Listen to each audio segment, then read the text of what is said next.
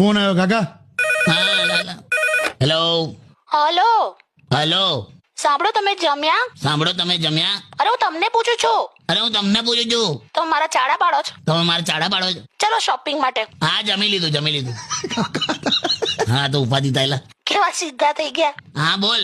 બોલ શું હું કહું કાકી, તમે આવું પૂછો છો, આખું આમ ભ્રમ તોડી નાખ્યો મારા મગજનો.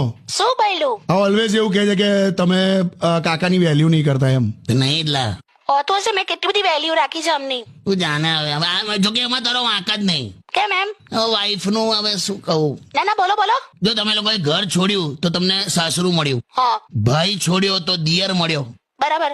બેન છોડી તો નણંદ મળી, હા માતા પિતા છોડ્યા તો સાસુ સસરા મળ્યા. બરાબર. પણ તમે એવું તો શું છોડ્યું કે તમને પતિ મળ્યો? કઈ જ નહીં, મફતમાં મળી ગયો છે, વેલ્યુ નહીં. શું લોજિક કાઢો. તો પછી કશું બી બોલો છો. એકચ્યુઅલી એમાં એવું છે કે